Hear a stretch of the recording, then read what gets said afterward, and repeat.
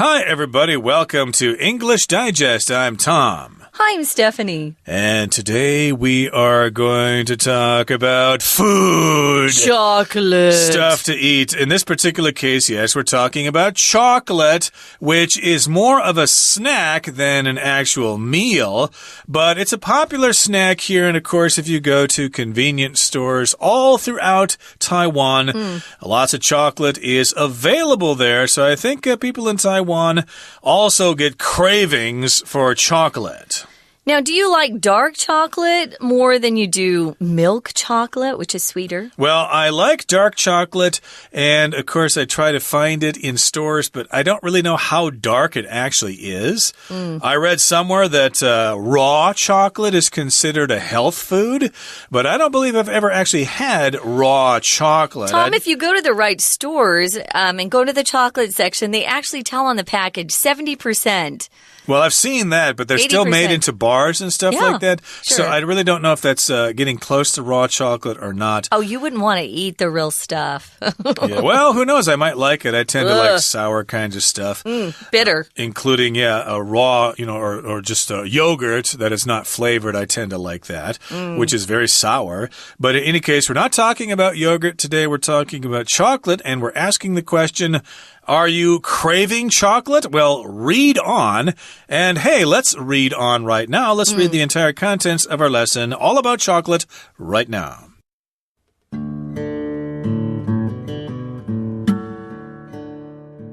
Your eyes widen and your mouth begins to water as the server places your dessert on the table.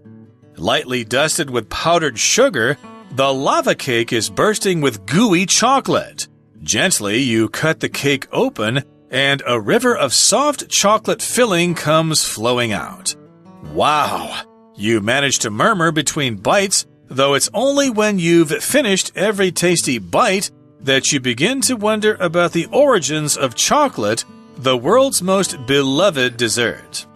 Chocolate's rich history begins in Mesoamerica, an ancient cultural region in Central America. Chocolate comes from the cacao tree's seed and was consumed as a drink by the Maya, who called cacao the fruit of the gods, and the Aztecs. It was the latter who started using the cacao beans as currency, hugely increasing their value. In turn, chocolate could only be consumed by the wealthiest men in Aztec society. However, this changed when the Spanish arrived in Mesoamerica in the 16th century. Despising the drink's bitterness, the Spanish sweetened it to make it more palatable. They also took the beans back to Spain, where their popularity quickly took off. At first, the Spanish kept the recipe for chocolate secret, but by the mid-17th century, it had spread throughout Europe. In 1847, Englishman Joseph Fry discovered how to solidify chocolate. Aided by the new advances in steam technology, this discovery brought about the modern era of chocolate. Since then, chocolate companies have popped up all over the world. Many of them have introduced new ingredients to their chocolate recipes, including mint, nuts, caramel, and milk. Nowadays, chocolate in all its varieties is found in restaurants, shops, and homes all over the world.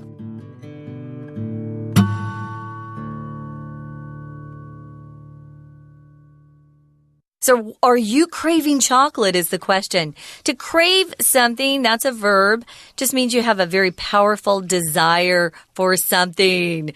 Usually, I crave salty things or deep-fried things, but not chocolate so much. I like it. It's not something I ever crave, although I have a friend who I swear is addicted to chocolate.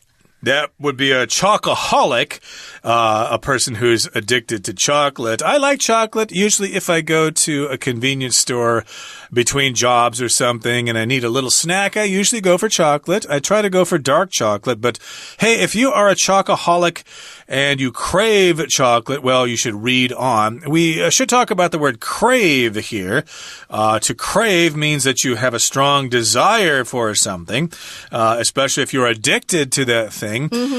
If you're a smoker, for example, and you need to take an airplane from Taiwan to Los Angeles or something, and there's no smoking on the flight, you will really be craving a cigarette when you land in Los Angeles. Of course, we don't condone smoking, but that is a common example of people having a craving for something.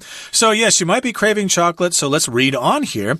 Let's describe the situation in which someone has a chocolate dessert here. Okay. Your eyes widen and your mouth begins to water as the server places your dessert on the table. So you've gone to a restaurant and you've ordered dessert here, and when the waiter brings your dessert to the table, you see it, so your eyes get really big, your eyes widen, and of course your mouth begins to water because you're anticipating the great treat that you're about to have. And, of course, the waiter does indeed place that dessert on your table. Sounds really yummy. It is lightly dusted with powdered sugar. It's hard to find powdered sugar in Taiwan, but it's a very fine powder that we use for frosting a lot. Especially when we're making chocolate, you use the cocoa and then you put the powdered sugar in and some vanilla and voila, there it is. You've got a lava cake. Oh, lava cakes are really fattening. A lava cake, in the middle of the cake is this liquid chocolate. Oh, it's so good. Gooey, this word gooey just means very, very, it's not like a liquid, but it's a little thicker than liquid, I would say. But oh, is it good? Kind of like motor oil. Yeah, but you don't want to eat that. Of course not. Gently, you cut the cake open, and a river of soft chocolate filling comes flowing out. It's very difficult to make a great lava cake. I've seen it done on cooking shows. They look delicious, though. Oh. It's a good thing I don't know what lava cake is, because it would totally destroy my diet if I ever found out about it. Well, gently you cut the cake open and a river of soft chocolate filling comes flowing out. So chocolate comes in different forms. It's kind of hard if you buy a chocolate bar, but in this particular case, the chocolate is soft. It's gooey, as we described it, and it comes flowing out, which means it kind of moves out in liquid form, like water in a river flows. Wow, you managed to murmur between bites. So let me try that, to murmur. Wow. Yeah, you don't really say it clearly. You murmur it. To murmur means to make kind of a soft sound that's not really obvious. Yeah, we also use murmur, though, to talk about complaining, but very softly. Why do we have to do this? I can't believe we have to do this. Like that. But it's a very kind of very soft, not so clear, as Tom said. But wow. Sounds delicious. Between bites. Plus, when you're eating that chocolate, your mouth is filled with that gooey stuff. It's hard to speak clearly. So, though it's only when you've finished every tasty bite, my stomach's growling right now, that you begin to wonder about the origins or where chocolate came from. The origins of chocolate, the world's most beloved dessert. This word beloved can be either pronounced beloved or beloved. So, yes, you're wondering about the origins of chocolate, where chocolate comes from. So that's what we're going to be trying to tell you in today's lesson. Chocolate's rich history begins in Mesoamerica, which is an ancient cultural region in Central America. So if we're talking about the history of Central America, we often see the word Mesoamerica, which is an area between Mexico and Nicaragua. And, of course, there are a lot of ancient civilizations there, the Maya, the Aztecs. You can see the Mayan ruins there at Chichen Itza and Palenque and places like that. That is considered Mesoamerica, although it's not a political unit there. There's no country called that. It's just a region which we describe when we're talking about, history of the civilizations there, etc., as I just mentioned here. And chocolate comes from the cacao tree's seed and was consumed consumed as a drink by the Maya. So that, of course, is a civilization in Central America. This is where chocolate comes from. It comes from the seed of the cacao tree. And also we have the verb to consume. That just means to eat or drink. Yeah, to consume. You can also consume things you don't eat or drink, right? If you can consume all the oil or the gasoline, it's no longer there. It's gone. So it was a very popular drink. I wonder, theirs wasn't as sweet, though, as what we're used to today. So I'm not sure I would like this. Also, wasn't it supposed to be a little bit spicy? Yeah, I think they even added spices to it, which sounds strange nowadays. Kind of, doesn't it? Yeah, spicy chocolate. Anyway, so that's the history. It's a drink that was consumed by the Maya people. I've also seen Maya as an adjective for the people that lived there, described as Mayan. I've seen both, Maya or Mayan as an adjective as well.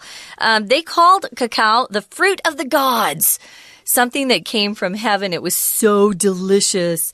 And the Aztecs. So it was very, very popular. I'm so glad that we had people who explored this area from the European area and brought back chocolate to Europe. Otherwise, we would have had to wait a long time to find this wonderful fruit of the gods, as they're calling it. Yep, so the Maya and the Aztecs both consumed it as a drink, and here the Maya did call it the fruit of the gods. Yeah. Now, let's move on now to the next sentence here. It says, it was the latter, which means it would be referring to the Aztecs. The former would be the Maya, and the latter would be the Aztecs, since they were mentioned later in that sentence. So it was the latter who started using the cacao beans as currency. Currency is basically money, okay? When you want to buy a product or a service, you use some kind of currency. Nowadays, we use money. We might use Bitcoin, maybe if we're buying stuff on the internet or something like that. Yeah. But most of the time, we use bills and coins as currency. Maybe in the past, they used pieces of silver or something like that, or pieces of gold as currency. But in this particular case, they actually used cacao beans, I guess, as the seeds of the cacao tree as currency. Hey, I want that spear you're selling. Here's 20 cacao beans. Wow, very valuable if they're using it as money or something that can exchange for other goods. So in turn, chocolate could only be consumed by the wealthiest men in Aztec society. So because it was used as currency, it had a very high value. You could say it was very valuable. So in turn, or because of that, resulting from that, you could also say as a result, chocolate could only be consumed by the wealthiest men in Aztec society. However, this changed when the Spanish arrived in Mesoamerica in the 16th century, which is the 1500s. Okay, everybody, that brings us to the midway point in our lesson for today. Here comes our Chinese teacher. Hello everyone, my name is Tina. 今明两天我们讨论的主题都是巧克力 chocolate. 首先呢，我们来看到在第一段的第二个句子提到 Lightly dusted with powdered sugar, the lava cake is bursting with gooey chocolate. 在这里的描述对象就是熔岩巧克力。你会发现呢，在这个巧克力的熔岩蛋糕上面撒了一点点的糖粉。在这里我们用的是 lightly dusted with powdered sugar. Dust 本来当作动词，有除去灰尘，但是它还有另外一个意思，就是把它变得灰扑扑的，就是铺上了这一层的糖粉，然后呢，这个熔岩蛋糕就充满了呢软软又黏黏的巧克力。中间后面的句子提到Wow, you managed to murmur between bites, though it's only when you've finished every tasty bite that you begin to wonder about the origins of chocolate. the world's most beloved dessert.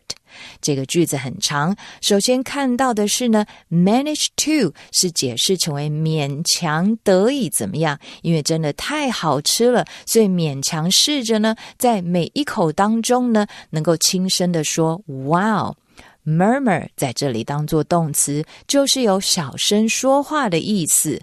Though 就是有 although 的意思，尽管虽然，只有在你呢吃完这美味餐点的时候，你才会开始想要知道巧克力这个全世界最受喜爱的甜点它的起源。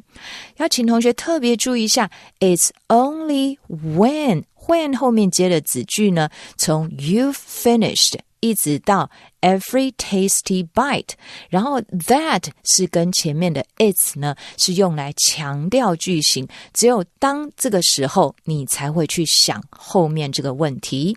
而 origin 则是有起源跟由来的意思，我们常常说要追根溯源，你就可以说 to trace the origins。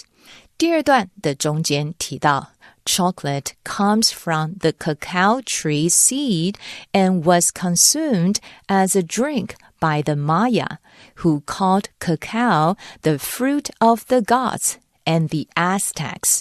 在这里呢，提到了巧克力其实是来自于可可树的种子，而且被玛雅人跟阿兹提克人当作是一种饮品来饮用。在这里的 consume 则是有吃喝的意思，像是 The kids soon consumed all the food on the table. 小孩子啊，很快就把桌上的这些食品全部都吃光了。而延伸来说，消费者就叫做 consumer。 后面的句子继续提到It was the latter who started using the cacao beans as currency, hugely increasing their value. 在这里要特别注意的 the latter 指的是前面有两个人，一个是玛雅人，一个是阿兹提克人，而位置在比较后面的 the latter 指的就是 the Aztecs， 也就是呢这些阿兹提克人他们开始使用可可豆来当作货币，而同时呢就大大的提高了它的价值。这里的 currency 指的就是货币的意思。We're going to take a quick break. Stay tuned. We'll be right back.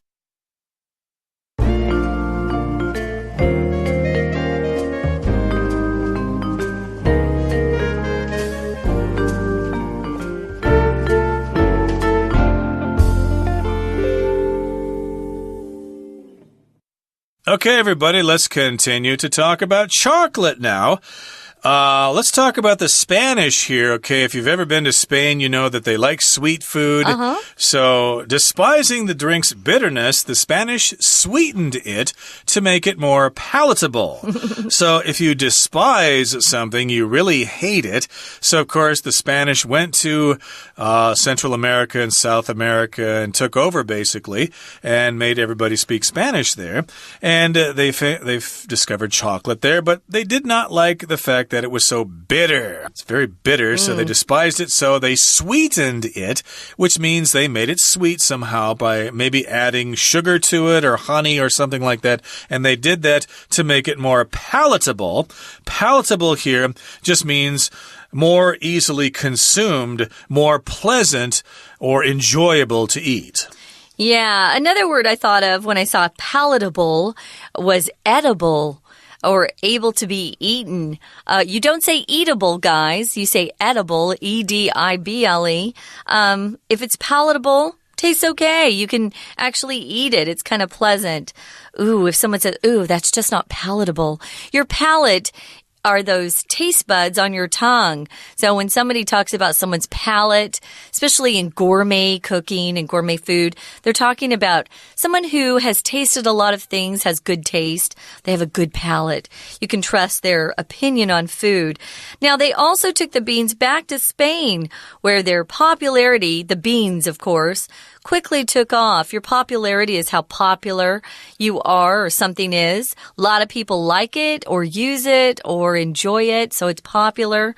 And if something takes off, it increases very quickly. So the popularity of chocolate really went up quickly. It took off. It just soared. So a lot of people love this chocolate. It was so new and so different in Europe that people all wanted to get their hands on a piece of chocolate. And they all said, "Oh, que sabrosa!" How tasty. So indeed, the popularity took off, and the rest is history. At first, though, the Spanish kept the recipe for chocolate secret. They wanted to keep it to themselves, but by the mid-17th century, it had spread throughout Europe, okay? So, yes, the recipe, of course, is a set of instructions as to how to prepare something. They probably kept the idea of chocolate itself secret, and then the various methods for preparation that they had, they kept those secret as well. But, you know, the rest of Europe, they're not dumb. The French, the Germans, etc., figured, hey, the Spanish have got something, you know? Every time I talk to a Spaniard, they've got this weird breath. You know, they must be eating something special there. So they did a little bit of homework, and they figured out what the Spanish were eating, and chocolate spread throughout the rest of Europe, and they loved it too.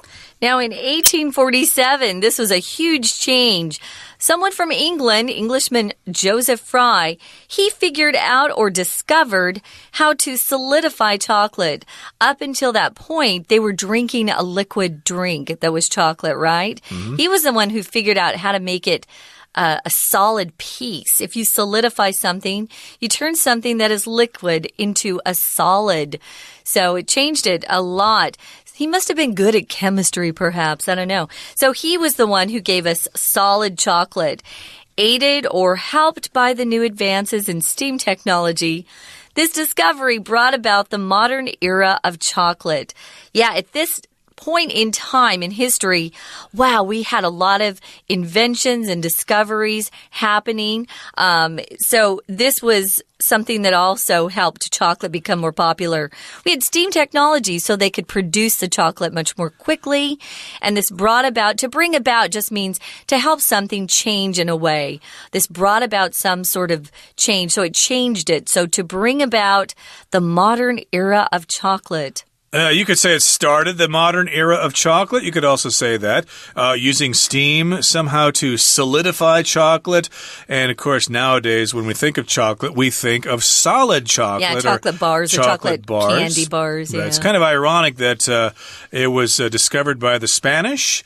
They took it to Europe, and then a British guy made it a solid chocolate bar. But when we think of good chocolate, we usually think of Swiss chocolate, right? Yes. It seems like they have the best reputation for delicate chocolate, or I should say exquisite gourmet chocolate. Theirs is the best, I think. Lindor, they sell that brand here in Taiwan if you go to import grocery stores. Yeah, someplace in 101 sells chocolate there, and it's extremely expensive. Oh, is that Godiva? I don't know what it is, but I certainly can't afford it on an English teacher's salary. But in any case, here in the final paragraph, it says, since then, or since that time, chocolate companies have popped up all over the world. So, of course, chocolate companies do not exist only in Spain and in Switzerland, but of course there are companies that produce chocolate in different countries all over the world. I think there are people, of course, here in Taiwan who produce chocolate. There's some chocolate in mainland China as well. So many of them have introduced new ingredients to their chocolate recipes, including mint, nuts, caramel, and milk. So these are new ingredients in chocolate, not just the chocolate itself, but they put other things in there to make it more interesting, like mint, which is like a really cool kind of leaf or something. And we call it mint chocolate. Mint chocolate, right? Love mint chocolate. I like mint myself. I like mint tea as well. Also nuts, different kinds of nuts. You can put peanuts in there or hazelnuts or whatever. Yum. Caramel. What's caramel exactly? I think you probably eat a lot of that. Caramel or caramel. They're two pronunciations, but it's sugar and butter that you cook together and it turns brown. You can have light colored caramel or caramel or kind of a darker. I love that. That's my favorite thing because it's got butter and sugar together. That's my favorite. Sweet, if I have to pick one. So you can often find that added to chocolate and milk, which turns it into milk chocolate. Milk chocolate, indeed. I like it to be as dark as possible, though. Oh, really? And nowadays, chocolate in all its varieties is found in restaurants, shops, and homes all over the world. So nowadays, in modern times, chocolate in all its varieties can be found anywhere. So if you talk about a variety, that means a different kind of something. Usually if you talk about variety, you talk about different sorts of things.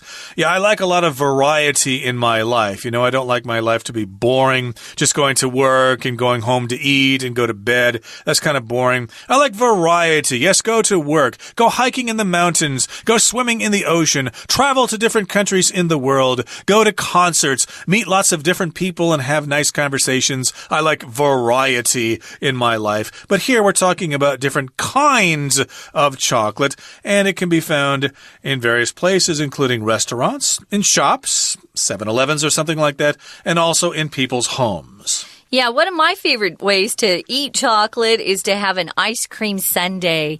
So I usually like vanilla ice cream, maybe a couple scoops of vanilla ice cream with hot fudge, which is thickened chocolate, put over the top with whipped cream. Oh, I love sundaes. They have a kind of a sundae. It's a cheap form, not as tasty at McDonald's or Burger King. They call them 圣代, but it's not quite the same. Hot fudge is a little more yummy. It's even gooier than the chocolate sauce that is often put on the sundaes that they have in the fast food restaurants. That's my very favorite. Okay, right now, guys, we're going to listen to our Chinese teacher, and then we'll be back to say goodbye. 第三段就提到了西班牙人跟巧克力之间的关系。第三段的第二个句子提到 They also took the beans back to Spain, where their popularity quickly took off. 在这里讲到带回西班牙，在那里，在这里是补充说明，所以打上逗号 where in Spain, 他们的呢受欢迎的程度就开始迅速的流行起来。Popularity 指的就是声望跟受欢迎的程度的意思。而继续文章提到At first, the Spanish kept the recipe for chocolate secret, but by the mid-17th century, it has spread throughout Europe. 一刚开始呢，他们本来把巧克力的制作方法保密，但是到了西元17世纪的中期呢，这个方法就已经传遍了欧洲。在这里要特别注意一下 by 加上时间点，就是代表到了这个时候。常常呢，主要的句子搭配是一个完成式，因为是在讲过去，西班牙人把它当作是一种秘密，但是到了17世纪，它呢就已经传遍了整个欧洲。最后一句Aided by the new advances in steam technology, this discovery brought about the modern era of chocolate. Aid 在这里呢用 VPP 也就是受到怎么样的帮助跟支援，借助当时蒸汽技术的发展，那就开启了巧克力的现代纪元。所以这一篇文章的最后一句提到 Nowadays, chocolate in all its varieties is found in restaurants, shops and homes all over the world. 也因为如此，你现在才会看到巧克力以各式各样的种类出现在餐厅、商店跟住家。在这里的 variety 用复数来表达，指的是种类的意思。OK， 以上就是今天的课文讲解，谢谢收听。Thanks for joining us, guys. We've got one more day to talk about lovely chocolate. So if you're craving some chocolate, hold on. We've got one more day to talk about it, and then you can go hog wild, which means crazy. Hog as in pig. Hog wild. Don't go hog wild. For English Digest, I'm Stephanie. And I'm Tom. Goodbye. See ya.